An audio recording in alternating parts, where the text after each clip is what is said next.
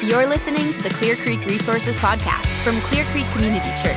To hear more, check out clearcreekresources.org. Welcome to the Clear Creek Resources Podcast. My name is Tanner Smith. I am your host today, joined by my friends Lance Lawson, Church on Wednesday campus pastor. Hey, Lance. Hey. Thanks for being here. I'm glad to be here. Mark Carden, executive pastor, among other roles that you have at Clear Creek. So grateful for both of you. Mark, say hey. Hey, thanks for having me. Yeah, for sure. I asked both of you guys to do this podcast, specifically talking today about mentorship among men. And the reason I asked you is because you live it. Both of you, I've observed, live mentorship. So today, I'm excited to pick your brains and just talk about what it looks like to mentor and to be mentored as a man, specifically within the context of faith. So thank you for joining me. And where I want to start, actually, is I want to read just a quick verse that I think will kind of help set a framework for us. And then we're going to start with a little of the theology around it, and then we're going to get super nuts and bolts practical. Great. Is that cool? Yep. Good. All right. So thanks, everybody, for joining. Let's jump in. I'm going to read 2 Timothy chapter 2, verse 2. It's a short verse, but it just says this: "And what you have heard from me in the presence of many witnesses, entrust to faithful men who will be able to teach others also." So what we have in this verse is essentially the idea of multiplication. I guess the question I want to get started off with is, what is the biblical precedent for mentorship, as we see specifically here, but even kind of throughout the picture or the story of the Bible? Lance, could you kick us off with that? Oh, yeah, man. You think about story of the Bible, you can go all the way back to the early pages of Genesis and pick pretty much any part of the narrative and see examples of that. The easiest one is probably Jesus, 12 disciples. And then even in that, he had 3 that he seemed to spend a little more time with and shepherd differently, spend different time with them and give them different responsibilities. And so even from our Savior, we see that modeled. But what Paul's saying here to Timothy is that continues. It wasn't just something for Jesus to do. It wasn't just something that happened way back in the ancient Israel timeline. It's something that God has designed for all of humanity. Yeah. And calls the church to do as well. Specifically That's right. Within the context of the church, multiplication is a big deal. So, Mark, would you just talk for a second about even the value that we have around that? So we have 5 values. One of them is kingdom multiplication. Why is that? Yeah, because, well, again, that's what God tells us to do. Yeah. And so that's the example he's got throughout Scripture. He's mentorship. I would even argue, going back to your first question. Yeah. I'd even argue parenting is a form of mentorship. Yeah. And so, it as Lance said, goes back to the earliest of days where God created this system. Yeah.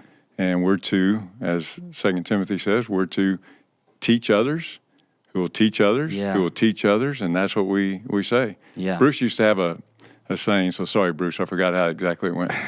But he ended it with, "And don't let it stop with me." And the whole idea was multiplication. Yeah. It was taking that forward, teaching others. So yeah, that's good. That's helpful. Okay, so if that's sort of the biblical precedent for multiplication, then I want to ask this question, because we're using the term mentorship. I even started us off by saying this is a podcast about mentorship among men. And if you haven't listened to it yet, there's a podcast we have out released just before this one. That's a mentorship around the idea of women as well. But we'll get into specifics of how this kind of affects men. But before we even do that, I want to define terms a little bit. When I say the word mentor, what most people might think of, maybe they have an example of somebody that's older than them who kind of helped them through in like a professional sense, right? Do you guys have any examples more in the worldly sense of like a mentor that you've had in life, maybe in previous jobs or something like that? Yeah, in business, when I was at the accounting firm, managing partner in our office was a man named Carol Phillips. I still have lunch with him about 3 times a year. Wow. Carol's 90 years old, and he was a mentor to me. And what that meant was he brought me into the accounting firm and taught me, here's what we do, here's how we do it, here's why we do it, and taught me really the culture, taught me how we do things, and taught me kind of the principles of what our business was. And so that's one example. And I would use that term mentorship was very commonly used in the business world. Yeah, for sure. So I use that term primarily because I think a lot of our listeners can identify with that. Somebody that they have known or interacted with, whether it's in the professional realm and industry, that can kind of mentor them, show them the ropes, just like you said. And then you might even think of that as something that you've done. So if a listener's like, yeah, I'm a little older, or even not older, but I found somebody that's younger than me that I kind of am pouring into. So going back to the original question around kind of the biblical theology around mentorship, when we say mentor, looking at that from a gospel perspective, or more of a holistic all of life perspective, what do we typically call that? Yeah, we call that discipleship. Yeah.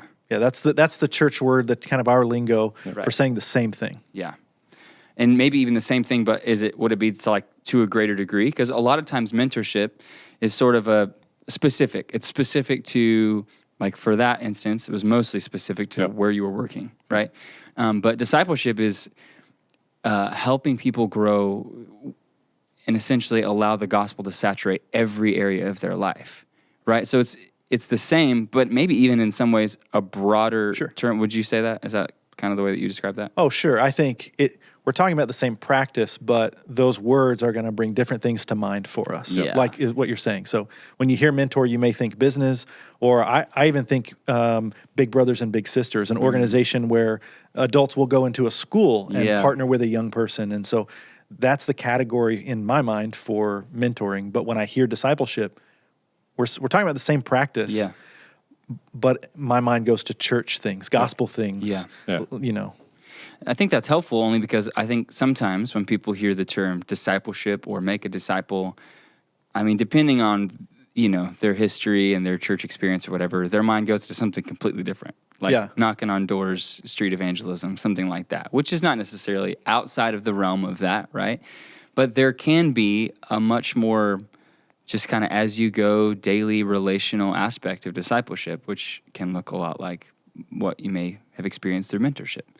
So that's, I think, helpful for us as we continue. So if you hear us say things like mentorship or discipleship, from our perspective and from a gospel kingdom perspective, we're kind of saying essentially the same thing. Yeah. Even the term apprenticeship, by the way. I mean, apprenticeship, especially like in a trade type business or trade type atmosphere. Yeah. So plumbers, electricians, they generally use the term apprentice. And that's really common. Yep. I mean, you worked in construction. Yeah. So you're used to that. Like you're always taking somebody who's less experienced along with you to train them, to teach them. I've brought my kids into doctor's offices 1,000,000 times, and the pediatrician walks in and says, hey, this is so-and-so from, this school or this program or whatever, they're going to be observing today. Is that cool? And it's like, that's just commonplace everywhere that you see that kind of apprenticeship, that kind of mentorship, or what we would call discipleship. Yep. Awesome. Okay. All that now that's the framework is laid for us. Now we're just going to have a great conversation around what does that actually look like in life. And so when we're talking kind of about guys specifically, and we've even kind of mentioned maybe intergenerationally, so older generations mentoring younger generations, does it always have to function like that? There's a question I want to ask. And it's not a loaded question. I want to hear your honest opinion. But does it always need to be an older person mentoring a younger person, or can that be switched up? What are your thoughts? Yeah, I'll give you one thought. Sure. First thought is age doesn't really matter. Okay. It's when we're talking about discipleship. So I'm talking about the churchy side here. It's really spiritual maturity. So there may be a new believer that's 50 years old. Yeah. And a younger, age-wise believer, 35 years old, but the person's been a Christian, a follower of Christ for years. Yeah. And I think they could easily disciple a 50-year-old person. And that dynamic would be probably a little bit different, right? Yes, Some absolutely. of the language that you use, the way that you interact would be different, but that still is a legitimate means of discipleship and mentorship, right? Yeah. Okay, well, let's talk about some of the dynamics then of how it looks among men specifically. And that's the reason that we kind of did 2 separate podcasts about this. Typically, you don't see as much like in maybe at least in this formal sense, like a man discipling a woman or a woman discipling a man. First of all, I mean, we could touch on this just for a sec, but why is that? Yeah, I thought. Or is it not? I mean, you can push back on that too. Yeah, I think you could. I just think that there are relational dynamics at play. I haven't really given any thought to that. Yeah.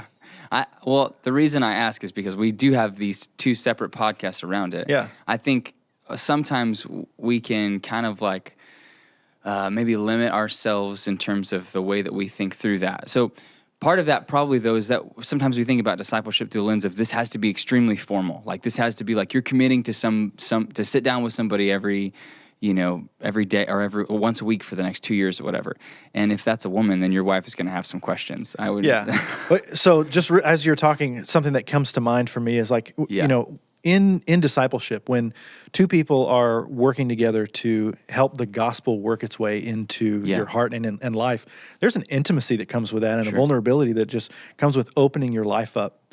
And there are just naturally things I'm more comfortable discussing with another man than I am with another woman that's not my wife. Right, for sure. And so I think that's probably got a lot to do with it. Yes, but It's not outside of the realms completely. I mean, there are interactions you can have. Absolutely. You have people, even that work under your leadership who we'd say to some sense you're contributing towards their discipleship, even in our church structure.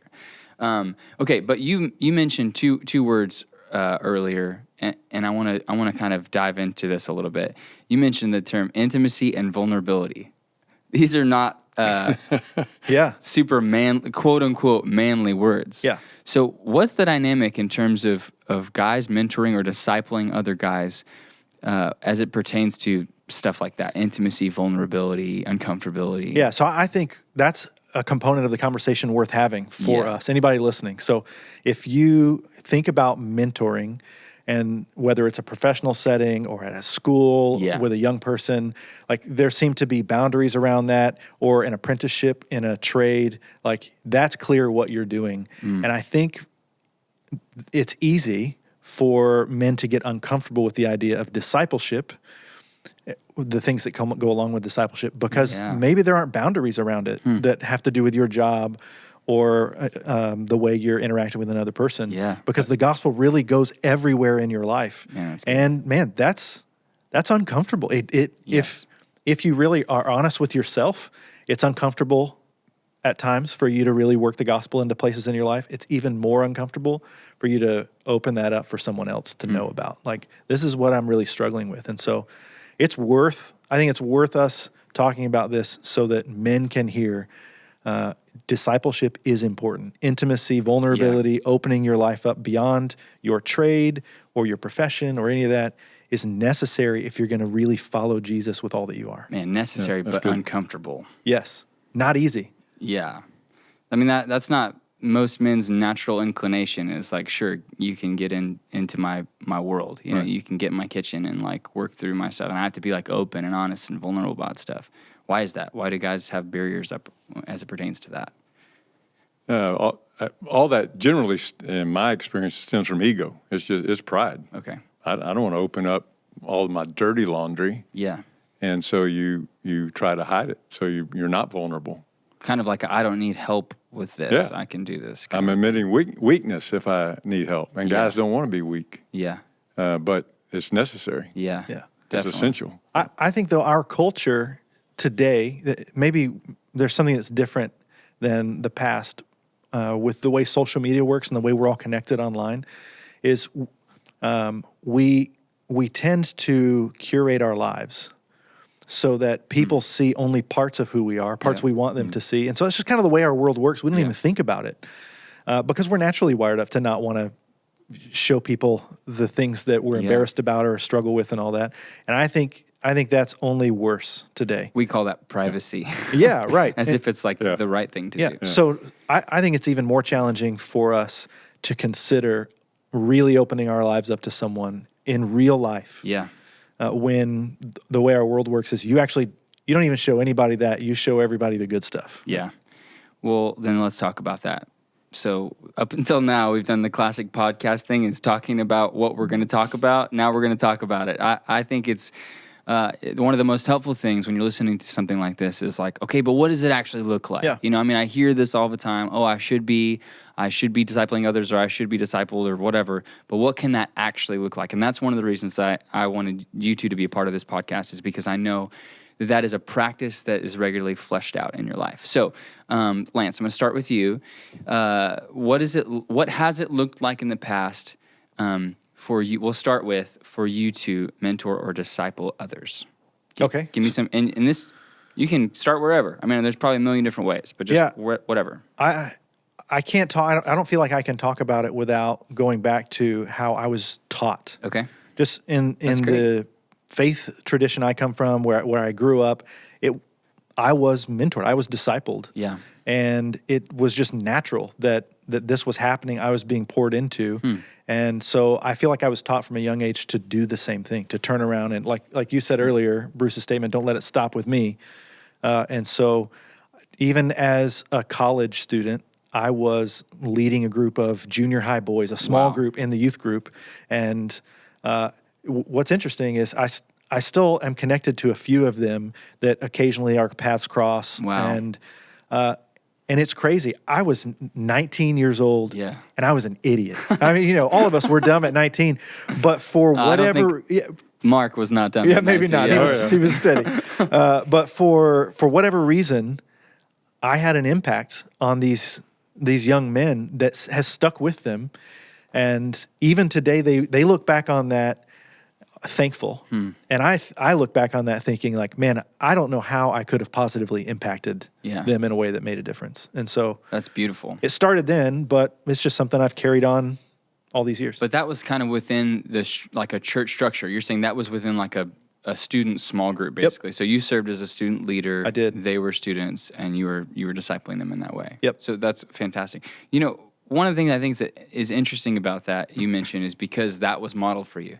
I don't know if everybody has that story, or at least can't necessarily identify that in their life. Like if a room full of people was asked who discipled you, I wonder if everybody in a room would say like, oh yeah, I know exactly who. I think a lot of people would be like, I don't know. It was kind of a conglomeration, or maybe nobody at all, feels like. So what did that look like for you? What set the model of that in your life? My youth pastor just was intentional to pour into me in a way that maybe he couldn't have done for everyone. Yeah. But I was fortunate enough to have that experience. And then even after that, I think what happened for me is I saw the value for it, and the way I got to be exposed to and shaped by different ideas than the home I grew up in and all that, that I began to crave it. So at different points in my life where I'm going into something new, I don't know why this started, but for example, before I got married, I remember asking men that I respected who were married, what do you know today that you wish you knew when you were in my seat, like right before you were getting married? And then before my first child was born, I did the same thing for men who were fathers. Like, man, what have you learned that I can know today that's going to shape me at the beginning of this? And I did the same thing when I left a career and came to work at the church. I went around to Mark and others and said, all right, you've been a pastor for a while. What do I need to know that can shape me? And so I think just for whatever reason that was instilled in me from a young age, and I've wanted it. Yeah. And as a result, turned around and tried to do that for others. Yeah. Man, that's really good. Okay, so quick question about the way that your student pastor discipled you at that time. Because I think a lot of times we think of that, especially from like a full-time ministry perspective, as like, okay, this person sat down with you and walked through some sort of curriculum. And I think for some people that is the case. Is that what it looked like for you? Or was it more just like it was a lot of Whataburger lunches, or like what did that actually look like? Time. It was all of that. Yeah. Was there structure around how I was being shaped through the scriptures? Yes. Yeah. I remember those things less than I remember he showed up at my basketball game. Or when in high school my family moved from one house to another, and we had a few weeks of like being transient before the new house we could move into, and I stayed at his house with him and his wife for a week. Wow. Because my parents were in with other people, and so it's like I remember the time that I spent with him, really that he spent with me, that made the difference. So just relational lifetime sharing. Yep. Wow, that's amazing. Okay, I'm sure there are plenty more examples of this. You talked a little bit about how you mentored younger students, like when you were a young adult. As you've moved throughout life, can you give us a couple more examples? And then, Mark, I'm going to jump to you. But can you give us a couple more examples of ways that you've mentored or poured into other people? Sure. So most of the time in our time at Clear Creek, Danya and I have led married couples small groups. Yeah. And what I've tried to do is, I've done it better in different seasons, but I remember a time when there were two guys in particular in this one group, and I thought, I need to spend more time with them because I see potential for the way they can grow in their not just understanding of the Bible, but the way they follow Jesus. Yeah. And that was at a time where Danya worked more than she does today, and she worked nights. And so a few nights a week after the kids go to bed, I had an empty house basically. And so I would invite them over, and we would just spend time together hanging out. And I distinctly remember one night, one of the guys, it had been going on for months, and he said, "I know what you're doing." And it caught me off guard. And I said, What are you talking about? He's like, I know what you're doing. Oh my gosh. You're asking me over here on purpose. And I was like, yes. Caught me. I'm not trying to, it wasn't like we didn't have a formal, at that point, thing. I was just trying to share my life with someone. Just recognize the intentionality of it. Yeah. And so that's an example of awesome. Just a friend from small group that I tried to spend a little more time with. And I'm sure to some degree that time that you guys spent together was largely just good conversation. Like it wasn't necessarily right. Again, going back to it wasn't necessarily like a curriculum that you had planned out. Not that anything's wrong with that, but it was pretty was it fairly informal?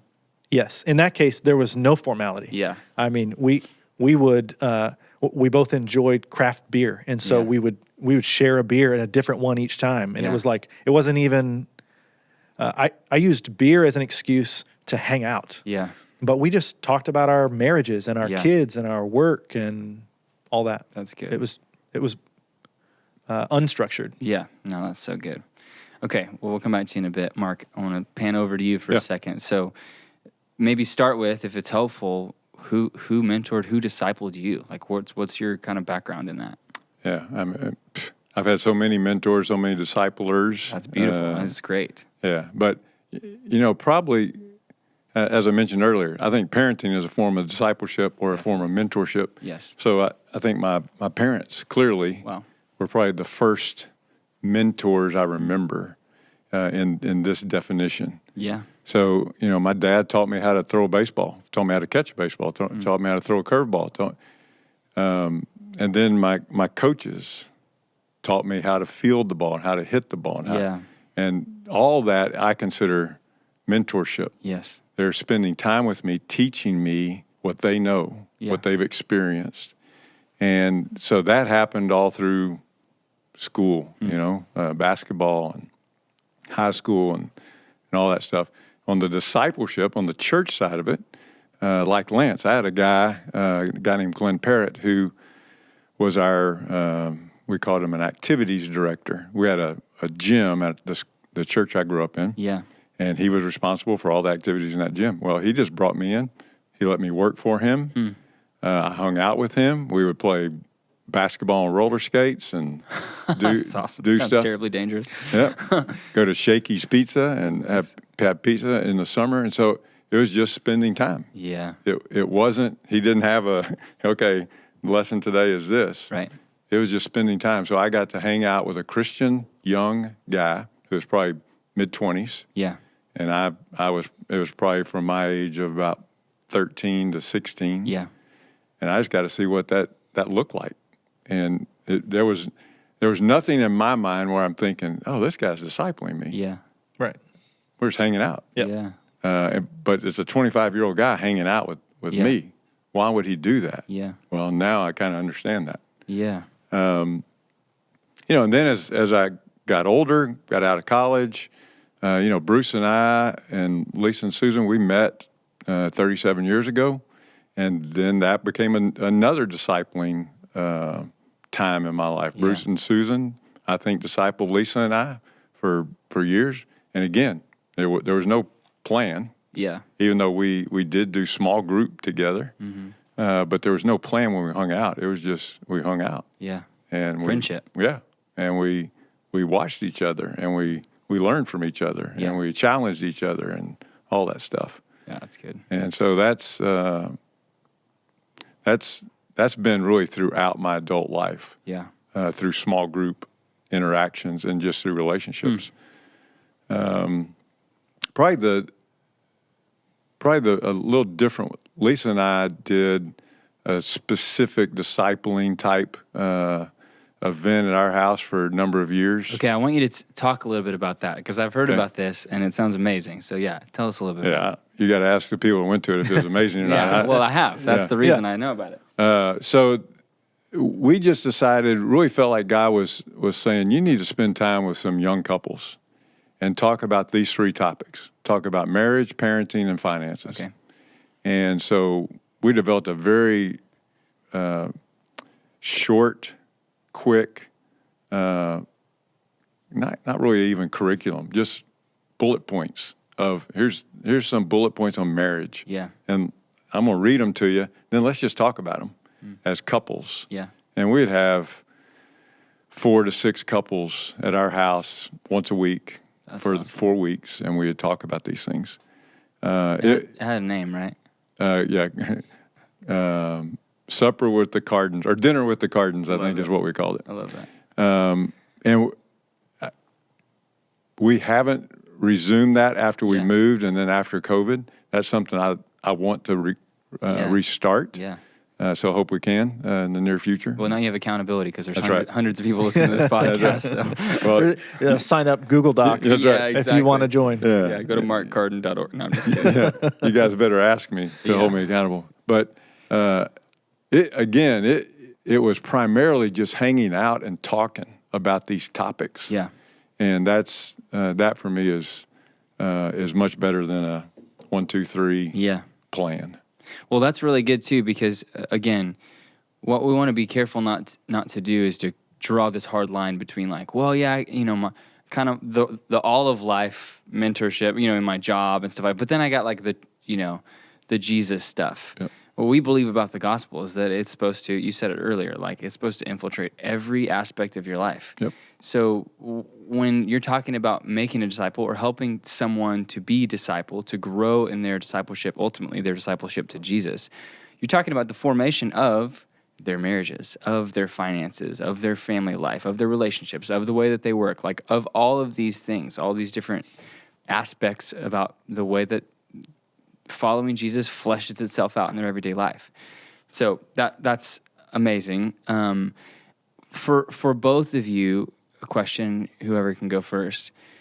At this stage in your life, so we've talked a lot about past. At this stage in your life, who's mentoring you or who disciples you? Yeah. Go ahead.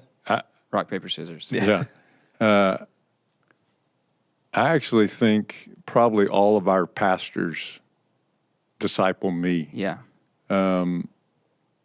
Because I learn stuff from all of our guys. And so when we hang out, we try to have lunch a couple of times a month. Yeah. When we hang out and talk about things, I'm definitely discipled in some of those moments. Yeah. In my small group, I don't consider my small group of I disciple all you. It is we disciple each other. Yeah, that's good. And so I hear from the men in that group and the women in that group, and they disciple me. Yeah. So I would say today at 60, almost 5, that's where my discipleship comes from. That's amazing. Well, it's even just amazing to hear you say at 65 you're being discipled, because I think to some degree people could think like at a certain age or at a certain level of spiritual maturity, which I consider you a very spiritually mature person, people could say like, yeah, I'm mostly just focusing all my time on discipling other people. And we have to recognize the need we will always have Yes. on this side of the kingdom for discipleship. Absolutely. So it's cool to hear you say that. What about you, Lance? Similar in that we really do get to live out this unique opportunity to work at a church, and not just a church, but one like ours that's got a team approach to everything. Right. And so we really genuinely share our lives with one another, and that is a good gift. And so I realize that when we get to talk about that, there's people listening that think how lucky we are, and that's true. We're lucky, but so I want to acknowledge that. No, that's good. So in our working relationship, we have some of that built in. Also with my small group, who are like age-wise peers, we're all kind of in the same stage of life. I would say I have the same mentality. We are growing together, discipling one another, and even inside of that, like I have just a few close friends that I spend quite a bit of time with, and I can't tell you the way they influence my life and the way I follow Jesus is invaluable, and I could never quantify that. I could never say like, oh, this is how that happens. Yeah. It's just day in and day out, regular influence over me in the way I follow Jesus. Yeah. So earlier you said this. I think it is super helpful. People are listening to this, going, "Okay, but these are two pastors. Yeah. Like this is what they live. They live and work around other pastors. Their job is literally to make disciples. So, what does this look like in my life?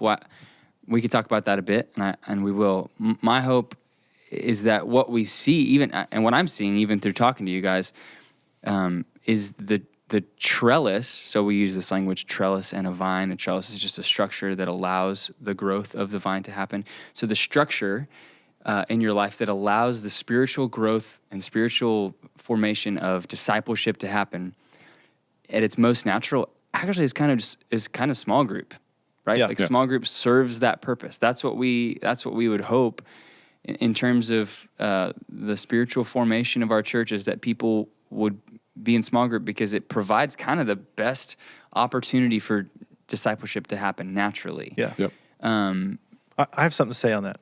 No, you're not allowed. You're not allowed. I'm so sorry. I'm just kidding.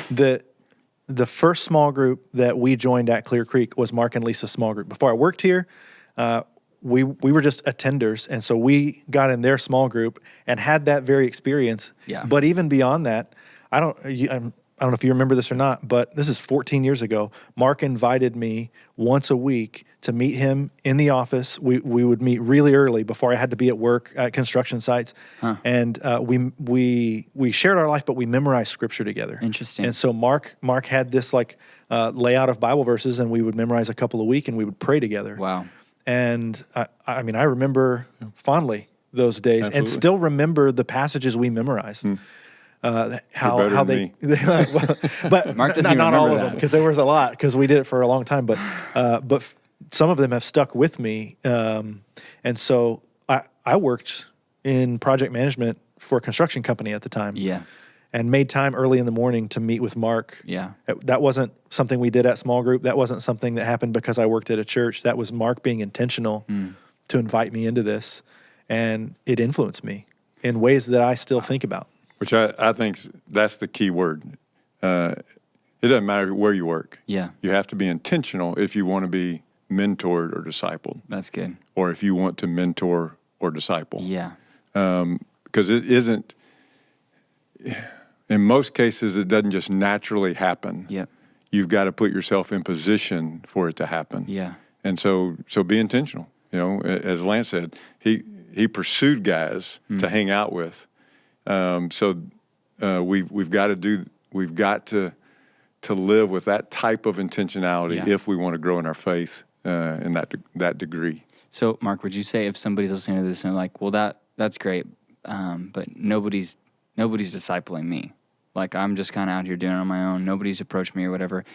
What you're saying, I don't put words in your mouth, but are you saying if you're not being discipled, that's not necessarily up to somebody else to choose? Like, that's on you.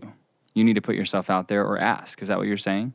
I think it's both. Okay. I think as believers, Yeah. the Great Commission says go Yep. and make disciples. Yes. Well, it doesn't say go and make disciples of somebody that comes to you. Yeah.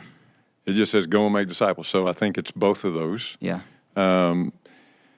But on the other side, you can't just sit back on the couch and wait for somebody to call you and say, hey, you want to come be discipled? Yeah. So you got to pursue that. Long time ago, and I don't remember if it was Neil Cole or it was some author I read, and they said everybody should have really 3 really discipling type, mentoring type relationships. Yeah. You should pursue a Paul. Okay. So an older person to disciple you, pour into you. Someone who's more mature in the faith than you are. Yep. You should be a Barnabas. Yeah. You should be a peer. You should hang out with guys, as Lance described earlier, and just share life with them. And then you should train a Timothy. Yeah. There should be somebody you're pouring into. And those 3 relationships, I think, again, you got to be intentional to have them, but those are essential. Gosh, that's good. In growing in your faith, I think. Man, that is so good. Okay, so then what you guys are both sitting here saying is that this is not just like a nice idea or additive to whatever you have going on in your life. You're saying that this is actually like essential, that this is a biblical mandate. Yeah. So what you're saying is the idea is every single person in our church should be discipling someone and being discipled. Is that what you're saying? Yeah, it's a way of life. Yeah. A couple things come to mind for me. I talked about this. So for those that don't know, those that are close and go to the congregation I get to pastor know just the things I've been through over the last year and a half. Recently had surgery. But what I talked about in the last sermon I preached before that surgery was the impact that community has had in my life over the last year and a half as I've suffered in ways I never knew I would. Yeah. The benefit that I got to live with, that benefit of community, didn't just happen by itself. Yeah. I've gone to this church for 14 years. I've lived in this city most of my life. I have people this has been a lifelong thing that now over the last year and a half, when I've been going through this and my family's been suffering as a result of my suffering, that people have stepped up. And so it has been an intentional investment. And so that's kind of like part of the broader conversation around community. Yeah. But discipleship and mentoring, all the things we're talking about have played into that. And so it has been an investment that I've made and that others have made in me to be able to have all of that. Wow. And it's like just through what I've gone through very recently, I've been able to cash those chips. Yep. Wow. If that makes any sense. Yeah, totally. That's the return on that investment. Right. Yep. Yes. I didn't really know I was making. Wow. In the way that it played out. Wow. Thanks for sharing that. Yeah. That's amazing. Okay, so diagnostic test. This is for the listeners of this going like, yeah, totally. I think all that stuff is good. It's the like, wow, yeah, that's what Mark said was just really, whatever. Okay, how do we check our own lives? Am I being discipled? Do I have somebody? Like, what are some of the markers of that? Because I think sometimes we can just take it for granted. Say, well, I'm in small groups, so it's just naturally happening. Is it for sure happening? Like, what would you tell somebody if they said, how do I know if that, if it's just natural, like, how do I even know if it's happening? What am I looking for? Yeah, I'll throw out one that I think you can use to help identify that. And, are you ever challenged? Are you ever challenged on what you believe? Yeah. Are you ever challenged on how you behave? You ever challenged on how you think or what you think? Yeah. You ever challenged on how you treat your wife or how you treat your friends or how you treat your kids? So I think challenge is a big deal for me. That's really helpful. As evidence of some discipling is going on here.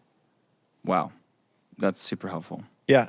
As you asked the question, a very similar thing came to mind. I can pinpoint a handful of times where the guys in my life who were those discipling me, whether they were, I can think of cases where it's like a peer, and then another case where it was someone who I looked to for years, was older and wiser than me, where they actually they saw something in my life that caused them to speak up and say, I want you to know that I see this about you, and I'm not sure if you're aware or not, but it wouldn't be fair for me not to say something. Yeah.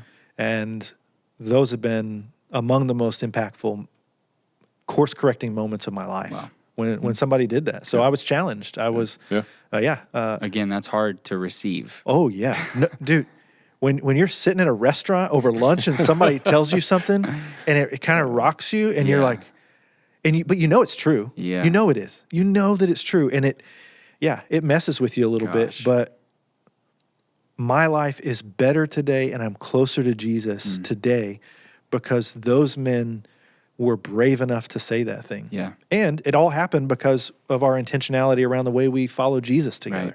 And again, that's not something that I started on day one and happened on day two. Yeah. This is from a lifelong investment. Okay, so reverse question then. What would your life look like if you didn't have mentorship or discipleship in any way, form, or fashion in your life? Yeah, Just got really sad in here for a second. No, so let me address one other thing that I think is critical in please. discipling, and then I'll go to what will my life look like. Yeah. Because discipleship should not always be challenge. Okay. It shouldn't always be pointing out, hey, here's flaws. Here's something that you need to think about changing. It's got to be paired with encouragement and helping guys see, hey man, you're doing a great job with fill in the blank, and because one without the other, it's not going to last long. Yeah. And it's not going to be very fruitful. Yeah.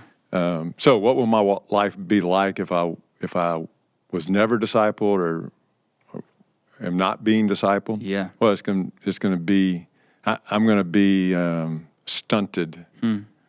I'm not. I just can't. You can't grow without discipleship to the extent you can grow with discipleship. Yep. You maybe can't grow. It could be said you can't grow at all. Yeah, could be. Yeah, I think God's bigger than that.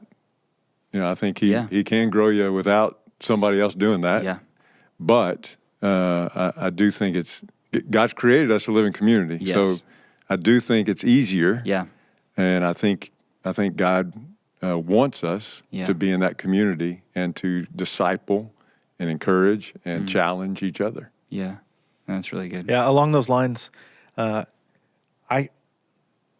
feel like there are things I've seen in others who, the way they're living their life, the way they're following Jesus, the way they parent their children, that when I see it, I learn from it. And so it's not something I'm corrected on, like you're saying. It's actually something when I witness it, it shapes me, and I grow from that. Yeah.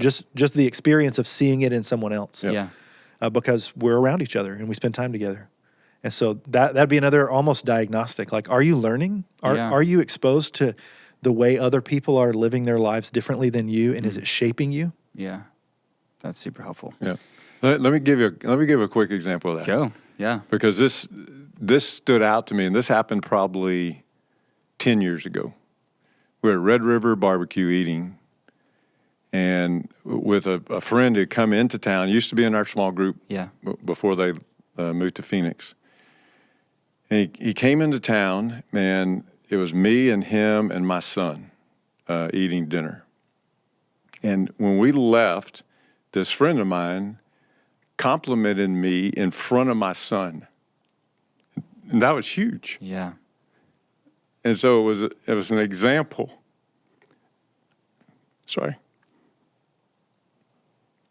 That I've carried and tried to imitate. Wow.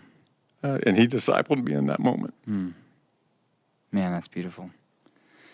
It's amazing. Yeah.